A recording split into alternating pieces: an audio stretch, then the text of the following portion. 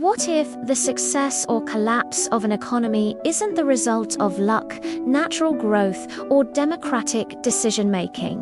What if behind every booming market, every sudden recession, every unexpected currency crash, there was a hidden blueprint, a financial structure designed decades ago, quietly determining the fate of entire nations? And what if this structure wasn't created by presidents or prime ministers, but by a small network of central bankers, global institutions, and economic engineers who rarely appear in public, yet influence every major financial event in modern history? Imagine discovering that the rise or fall of an entire country isn't random at all, but engineered, that every economic miracle, every collapse, every bailout, and every crisis is part of a system built to guide outcomes long before they surface on the news. Today, we uncover the silent architecture that decides which economies rise and which are built to fall. To understand this hidden structure, we must travel back to the early 1900s, the moment when global finance shifted from physical wealth to engineered power. Nations once defined strength through gold, industry, and territory. But a new belief emerged among influential financial figures.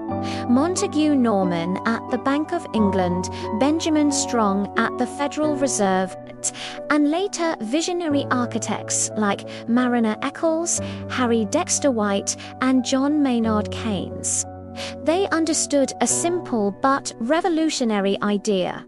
Control the architecture of money, and you control the architecture of nations. They saw that true power wasn't in armies or empires. It was in designing the system others depend on. They imagined a world where financial flows could be shaped like blueprints, where interest rates, liquidity, and currency values could be manipulated to serve a larger strategy. But this idea wouldn't fully materialize until the world collapsed twice, first in World War I, and again in World War II. World War I left Europe shattered, drowning in debts it couldn't repay. Currencies crashed, inflation spiraled, and entire nations were economically crippled. For the first time, central banks realized their power wasn't in printing money. It was in controlling how money moved. They began coordinating policies, influencing each other's decisions, and shaping outcomes across borders.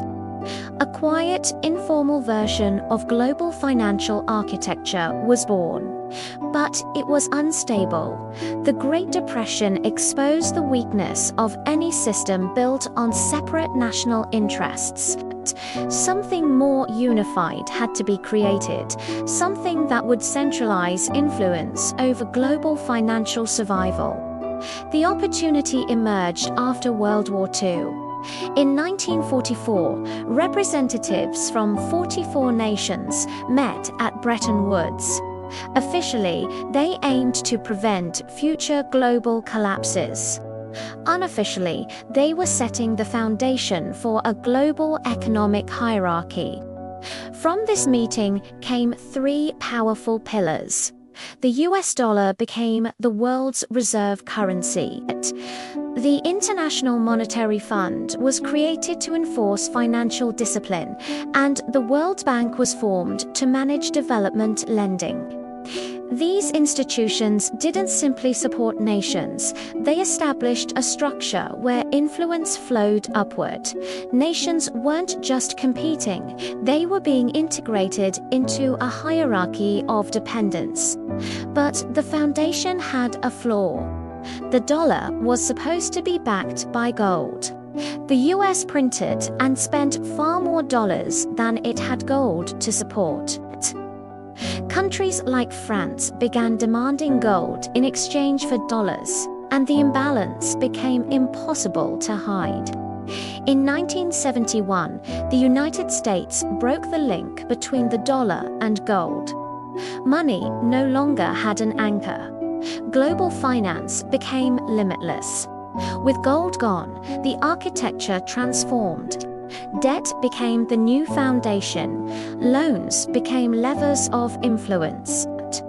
Markets no longer depended on economic strength. They depended on liquidity, interest rates, and credit conditions set by a tiny network of central institutions from that moment on.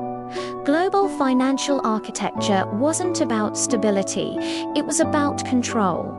The decades that followed reveal a disturbing pattern. In the 1980s, developing nations in Latin America were encouraged to borrow heavily. When interest rates in the US suddenly rose, their economies collapsed. Global institutions stepped in with rescue packages, but these came with conditions that privatized industries and shifted power outward. In 1997, several Asian economies appeared strong until currency attacks and capital flight triggered a meltdown.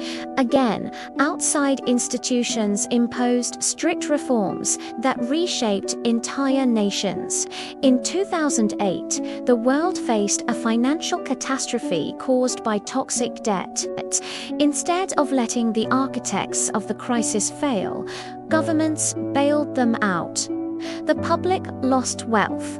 Major institutions gained more power. From 2020 onward, unprecedented money printing inflated markets artificially.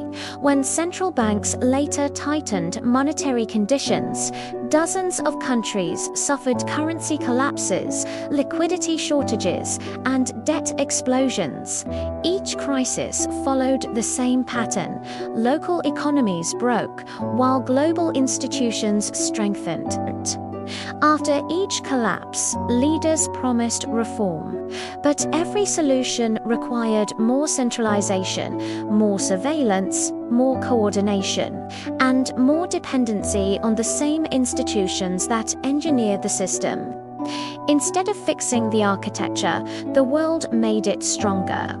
Today, we live in a financial ecosystem where the flow of capital can elevate or destroy nations, regardless of their productivity or governance.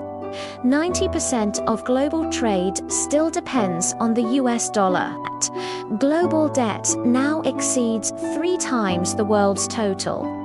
GDP developing economies spend more servicing debt than on education, healthcare, or infrastructure.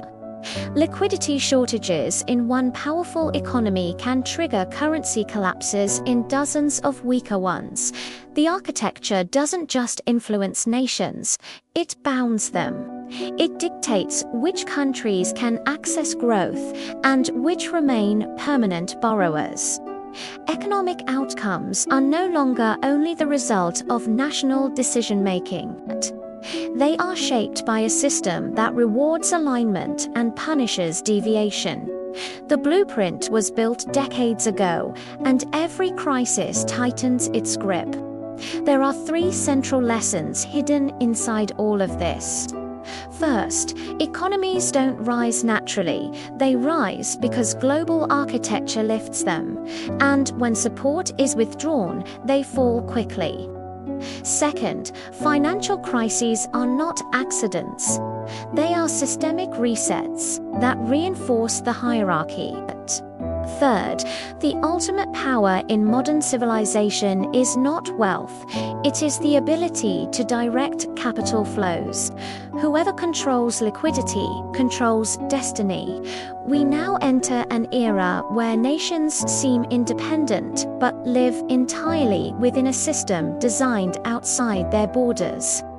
Interest rates in one country determine inflation in another. Policies drafted in a boardroom can reshape governments thousands of miles away. As the architecture becomes more complex, its architects become harder to see. The real question is not whether the system is fair, it is whether any nation can truly escape it. If you want more deep dives into the hidden structure of global finance and how ordinary people can protect themselves, make sure to subscribe. Share this video with someone who still believes economies rise and fall by chance. And stay tuned, because the architecture is shifting again, and the next move could reshape the entire world order.